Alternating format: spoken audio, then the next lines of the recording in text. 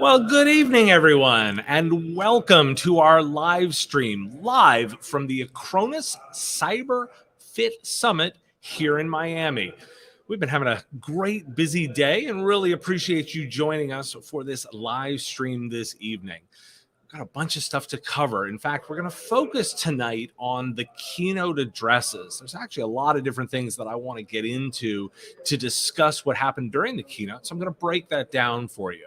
I'll give you a little bit of insights to some of the conversations that I've been having. We'll have some additional highlights from that tomorrow.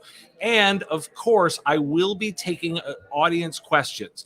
Please use the chat. Let us know, particularly if you're on YouTube or LinkedIn.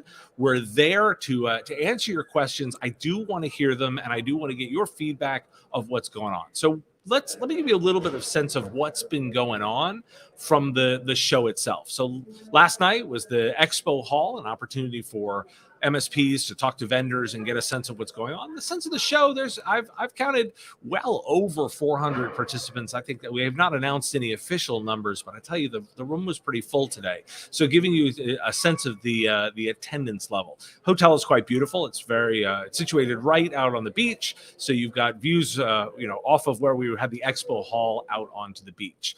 This morning was a kickoff with a series of keynotes. In fact, we're going to focus on the Acronis team and their conversations. But former FBI Director Louis Freeh was one of the keynotes. He gave some great stories around his involvement with helping track down the mafia and how that moved to much more cybercrime over the course of his career. Of course, now he's a private attorney.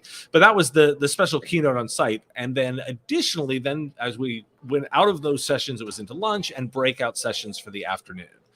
So let's dive in onto some of that keynote messaging. I really want to give you a sense of what happened. There were four main presenters for the keynotes this morning. That was the CEO of Acronis, Patrick Pulvermueller. That was the Serg Bell, who is the founder of Acronis. Additionally, Candid Wuest, who is the VP of Research, and Oleg Meknikov, who is the CTO. Apologies on names. I'm always the worst at that. So I have to always laugh about that. They focused on a number of key themes here at the event. And I actually, rather than try and pull keynote for each one of them, I actually pulled the footage that we're going to show you into three key themes. We'll break down the event from the kind of messaging that they were trying to convey. It's going to break down into three categories. First, there was a really distinct push to discuss Acronis as a platform. It's in the name, of course, the Acronis CyberProtect platform, but you could see very clearly in the way that the executives were talking, their focus around platform. After that, I'm going to give you a little bit of some of the things they announced. Then finally, I want to give you some of the insights into their future vision. So with that in mind, let's do the first round of clips that we pulled for you, focusing on Acronis positioning as a platform. We went from backup to disaster recovery, from backup disaster recovery to security, from backup disaster recovery and security to be a platform including management, automation, working with companies like SentinelOne, like ConnectWise, like many other companies in the industry. We continue innovating, and again in 2022 we released 60 major features and about 340 smaller features along these 10 pillars, which is backup, disaster recovery, security, management, automation, network, compute, data centers, and so on. So let's dig into it.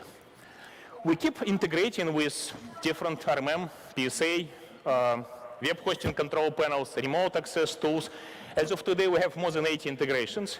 And in 2022 alone, we have released integrations with Microsoft Intune, with ConnectWise, our great partner, Azure platform. I just learned this as the name of OWL, with Ninja RMM, with LionGuard, with ServiceNow, and very soon integration with Power PSA is coming. So again, we have more than 80 integrations with different tools. So the chances are, whatever PSA RMM solution you're using, we already integrated with it. Even in case it's not one of the mainstream products. If we're not integrated, don't hesitate to reach out to product management team, to your account manager, and we will make sure that we will integrate with your PSA RMM of choice. If, say, 5 years ago, it was okay for a service provider technician to manage 200 to 400 workloads.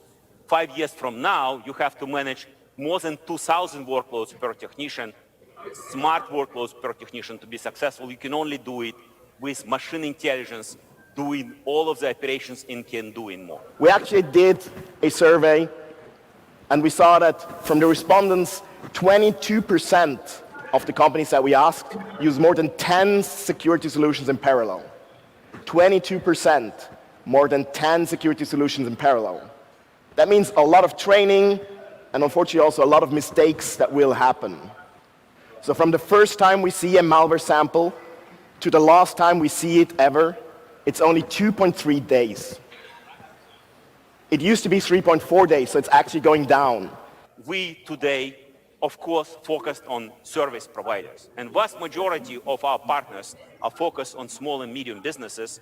However, there is almost 1/3 of the revenue of Acronis coming through service providers, which is coming through large business. And we believe that we need to make our products and our platform and our infrastructure much better for large businesses by building unique products, by packaging it better together with you, always going to large businesses together with MSPs. I'm personally very committed to service providers. For the past 9 years, I've been involved with this business. I'm always hearing from my investors, from my board, that we should go into enterprise. And yes, we're going to go to enterprise. Yes, we're going to work with Gartner. And yes, we're going to build a platform for integrations, but we always want to do it together with you guys, with service providers. We want to bring you to be competitive in a large enterprise space. And then, of course, backup. At the core of everything we have been doing and everything we are going to do, backup will always be a critical part of it, because that's at the core of our solution, where you can really have your data secured in a space to then bring it back whenever it's needed, in whatever form, as a full image, file-based, or in any other way or form. And then we obviously offer management or automation services. But most importantly, we have built everything on one very strong platform. So obviously, platform being a key message of the way they want to position their product set, and then of course the company itself. Now I want to do one of my why do we care segments right now here and dive in. Let's put something in context, because I found it really fascinating the way the management team talked about the platform. They were very focused, of course, on the backup and the legacy technology that they've invested in, but then additionally went further to show the extension of that. But did you catch them talk about, yes, we've got automation, yes, we've got management? It was actually positioned almost as an afterthought. But if you look at what they've positioned in terms of the product and feature set, it includes now scripting, it includes patch management, it includes all of the ability to remotely support people. It's essentially an RMM, but they won't call it that.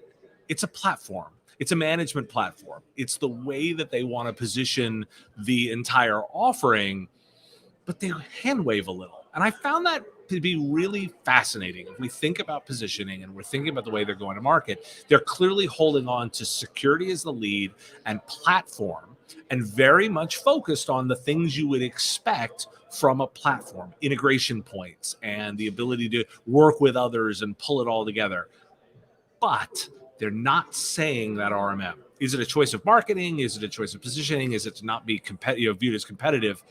But all the features are there. And I really wanted to throw that into the thinking to say, when we are analyzing this messaging, it's very clear that they're in position as a very much a dominant managed services platform. You've got enough users to qualify for that. They certainly have the feature set. It's just their language is different, and they're talking about it very differently. Now, you can very much see their commitment to service provider as a platform, and the way they want to go to market is clearly through service providers. That was also something that was reinforced, and particularly when they're coming out and saying, our board is saying go do more enterprise. However, our enterprise approach is going to be through partners. So when I'm analyzing this and looking at the platform, these are the things that really jumped out at me as the stuff that really resonated.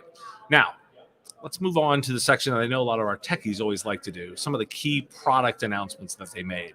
So I want to actually talk a little bit about those product announcements, and now let's go ahead and give you some of those highlights. Take, for example, Lockbit 3.0, a classical ransomware, also used as ransomware as a service. They've started this year with their own bug bounty program. So you can actually get money if you find a vulnerability in the ransomware and tell them, and they will fix it. Of course, please don't do that. I mean, we don't mind because we're going to protect you anyway, but it's not the way to go forward. We also ship advanced DLP with predefined sensitive data detectors and data classifiers, which allows you to customize data policies in DLP to specific needs of each customer. And obviously, DLP is done using the same agent, which is doing backup, security, and everything else. So you don't need to install another agent. You don't need to install and update another piece of software on your workload. It's already there. You just click a button, enable it in protection plan, and it will start listening and it will start learning. Advanced Management Pack, which was released last year, allows you with few simple clicks to make sure that your workloads are running the latest patches and updates and deliver the best performance possible for your customers. Immutable storage. It was asked by our partners for many, many years. Finally, we launched it because backup should always be safe. You can never lose a backup. That's exactly what immutable storage does. If a user deletes a backup for malicious or by accident, for malicious reason or by accident, backup is not actually deleted. It will be marked as deleted, but we built our Acronis conversion infrastructure product in such a way that backup will still stay on storage.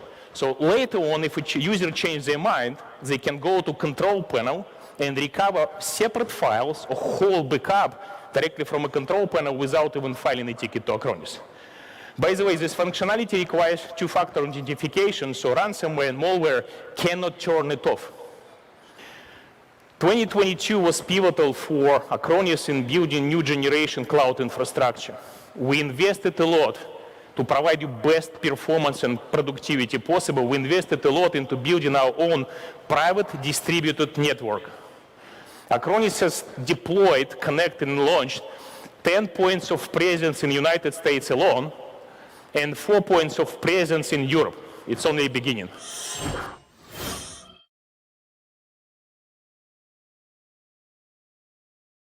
Into the things they talked about. So there's a couple of things to dive in there and talk about. So the first thing that I really want to acknowledge is the stuff that they talked about. It may have been subtle, but did you catch that they're building out their own communications network for this? In fact, they're building out multiple points of presence across the United States and Europe so that they're building their own communications network to ensure high-speed transfers of data. One of the things you could hear, particularly in the discussion, was that they recognized the large size of files and the ability to do recovery remotely was going to require that much data. It's a serious investment to be building out your own network for the moving of data back and forth. And I found that to be one of those things that I really did actually want to highlight there. That felt really important as something that I really wanted to really highlight as something to think about. The other thing there, of course, was their investments in the pieces there. If you not know what immutable storage is, in fact, I've got a video here on the channel that actually talks exactly about what it is and how it really can be an end to ransomware if applied correctly. That if you're using that as part of your piece, you know you always have a recoverable backup in that context. I really would encourage you to dive into that video if you haven't dug into what immutable storage is, because it's actually broken down and explained. That's a key one. Now, here's what the other thing that I found really notable. They announced a whole product this morning that they didn't talk about in the keynote. In fact, Acronis launched an EDR. It went out on the press wire this morning, but notably wasn't discussed. They were not emphasizing building all of these new things out. They were actually much more laser focused on that message of the total solution of a security platform. But they added a new bit. So if you weren't aware, they've got an EDR now. It's part of the platform, announced today. that's notable to me. And one of the reasons that is notable to me is one of my criticisms of tools vendors in this space is too much buy and not enough build in the equation. Well, in this case, I have to say, Acronis is much more emphasized on the build. They're building their own technology. It's clear that they want to own these components themselves, and they're building both core components like an EDR and things like their own network to drive this out. So I at least want to highlight that from a thinking perspective, if you've heard a lot of me talk about that, well, it's a matter of where you put your money and your financial incentives. Here, Acronis is leaning into build. I think that's fascinating. And I will say that from my perspective, my biased opinion on this one, I would prefer a significant investment in build versus the leaning in to buy, because buy is very much I will buy another technology and then try and cross-sell it. You can buy and definitely invest, find that to be one of those strategies that's worth exploring, but it hasn't been as much in the traditional MSP vendor space. So just the kinds of things I wanted to give you a sense of what they announced specifically on stage. They did put a press release out about their whole EDR launch, which I found notable, and the other key components like adding things like immutable storage. Now, finally, the area that you're going to be fascinated to hear about is I actually pulled out a bunch of the comments that they were making about the future of the industry, the way their perspective and the way they were thinking about things were moving. And we've got a whole segment to look at that. So let's go ahead and roll the clip of all of those statements around the future. And when I think back to how I actually operated in the past, things are very complicated. And today, many things significantly simplified. Let's just think about how we are paying today, how we transfer money, how we actually consume compute, storage, or network. In the past, when I was still a system administrator, I had to unpack the server, I had to plug it in, cable it, install the software, make sure that the cooling works. Hopefully the UPS didn't break. All of that I had to worry about. Nowadays, I just consume it like this. Just one click, I get all the compute, all the storage, what I need. Next thing which is very important is to understand the market and to make the market open. It just happens that me and my team were always involved in the markets which are not necessarily best covered by industry analysts. Managed service provider market is one of such markets. It's a market which is highly local. There is a local service provider everywhere. There is many different types of service providers. There is many different sizes. You have companies with one person which is working part-time, and you have companies with several thousand people which are all working full-time. They all have very different behavior and even different names in different locations. They offer different services. We primarily focus on such service providers which are offering backup, disaster recovery, remote management, and remote security. I believe that we have to move away from just thinking about security of cyber devices. We need to think about physical security of devices. What is the best way to actually steal the data? It is now, with all the software from companies like ours, not to penetrate you through network. It's just to steal your mobile phone. It's very easy. You just grab the mobile phone and run away. And if you have the mobile phone, most likely you can get all the keys of the person, all the passwords. Losing a mobile device is kind of losing a sort of a sixth sense. In a way, we now have six senses. We have five senses plus a smartphone. Without a smartphone, we cannot do anything. And what I know is that today, service providers do not provide as much protection, as much management, as much automation for mobile devices. And in Acronis research, we're doing research to figure out how to better be an infrastructure platform in which applications we need to partner with and build so that you guys can manage mobile devices of your customers. Because those devices need to be managed. If they are not managed, that's a major threat to the productivity, security, and privacy of the businesses of your customers. So first, can we acknowledge how funny it is to actually hear the statement that the best way to get into the network is just run away with someone's phone? It literally was the bit that has been making me smile all afternoon, and I wanted to acknowledge how funny that actually was. Now, let's actually say that a lot of those comments sounded a lot like me. I have to laugh and say there's the element of the emphasis on SaaS applications. That was one of those bits that felt really important to me. The emphasis on saying, we need to actually be moving into areas that we aren't necessarily doing, like mobile devices. These were areas that I felt really, I was hearing the same kind of. We definitely need your feedback on how can we help you to manage mobile and edge devices of your customers. It's a major opportunity. Believe me, your customers have many more mobile and edge. Really are emphasizing and saying the same things that I've been saying in many cases. Perhaps they watch the channel, but you have to laugh and say, they're emphasizing SaaS. They are emphasizing the growth into new types of endpoints and protect all the cloud. I wanted to call something out that's hard to convey from these pictures. Well, one of the bits that they showed was a graphic of their view of the cloud.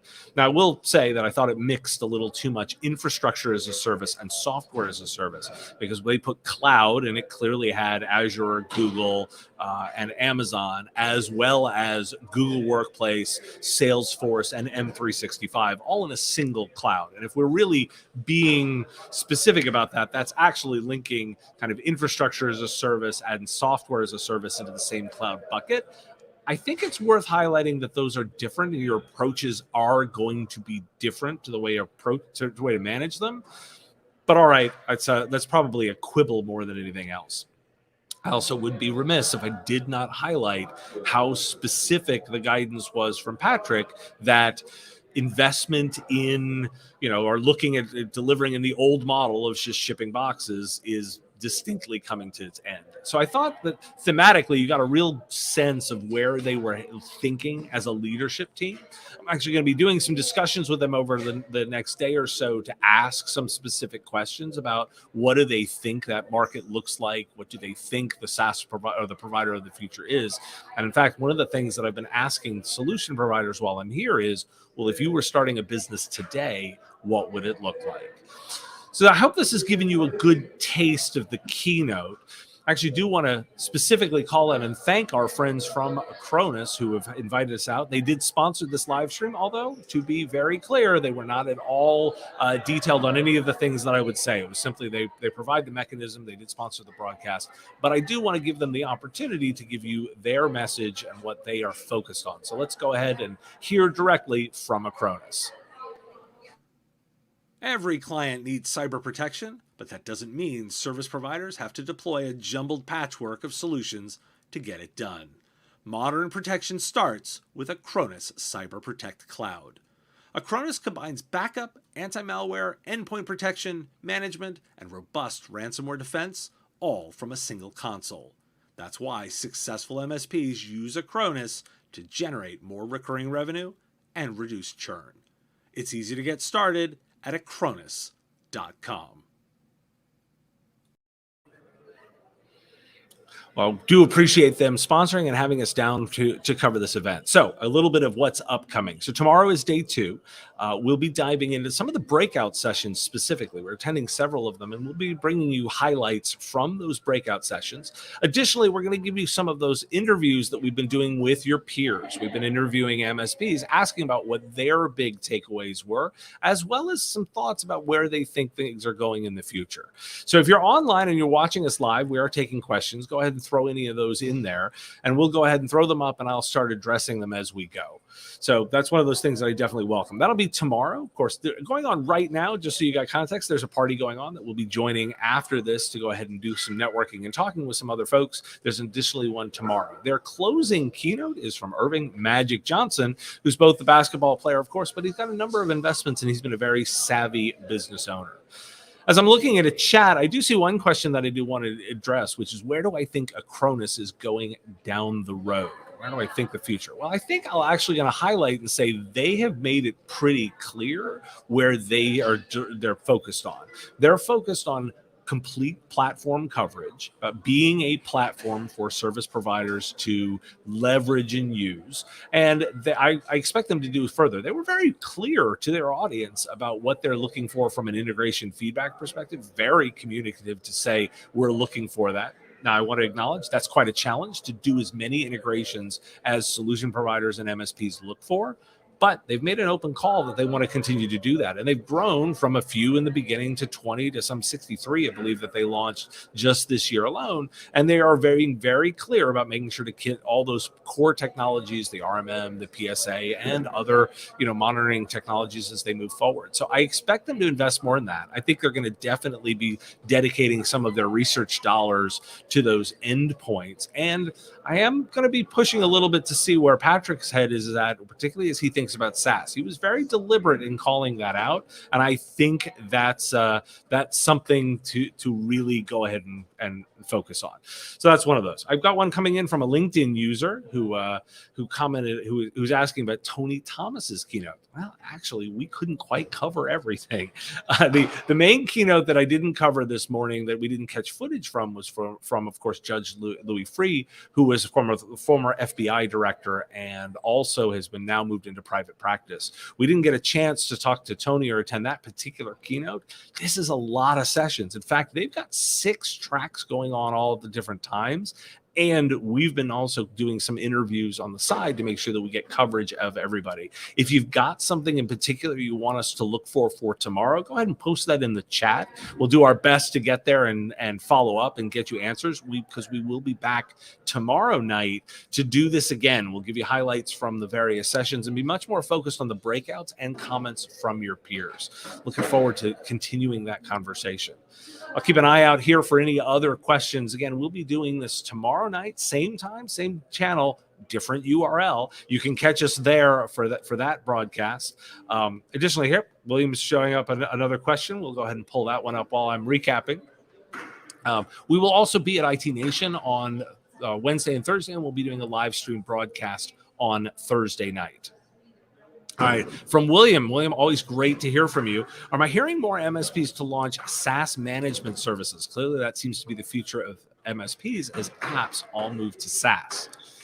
There's some buzz around SaaS management. There's distinctly that. In fact, one of the themes I've been asking so many MSPs here, we'll play this tomorrow, about what they would do if they were starting over, and they're leaning into SaaS cloud. The resounding message was they wouldn't be building anything themselves. Some of the SaaS management vendors are here. I had a chance to shake hands with the team from Augment just briefly. So they're here. There's definitely a little bit of buzz around that, and I'm starting to hear that as an area of interest. I'm going to leave it as an open question. Will we see Acronis move into that themselves, or will they simply partner and integrate? Could go either way. If I was them, I would probably do both. I wouldn't mind saying that they're in a position to do integrations now, but I believe that there's going to be a natural extension to their backup capability. But William, I think the answer is there's some buzz to that. There's presence from those vendors here in the vendor hall, and it's been lively in the vendor hall as well. Again, if you've got an additional question, we'll be hanging out for another couple of minutes to make sure that we get all of those live. This recording will be available on both our YouTube channel and within our LinkedIn, so that you get access to that if you want to go back and revisit that, in particular because some of those keynotes, we gave a lot of meat to the keynotes, so that you may want to listen to those sections again. It's quite a facility. If you've not been to the Fontainebleau down here in Miami, it is a world-class facility. And Acronis has made it a bit of their home. They've been here multiple times, so this is not a new location for them. I know this podcasting studio is a new thing. It's their first time doing that, and we were really pleased and excited to be down here covering it. Well, in lieu of that, looks like I've been covering all the questions. If you have one and we haven't missed it, you can definitely include that in the comments afterward. We will be following up. For those that are catching this in the recording, we will address any questions and comments you might have in the comments section. Please feel free to comment something there below. You can also, if you're catching this within the window, you can join us tomorrow for the live stream, where we'll be covering again some of those breakout sessions, and we will be diving into some of the interviews with your peers. Really appreciate you joining me for this bonus live stream episode of The Business of Tech, and we look forward to seeing you tomorrow.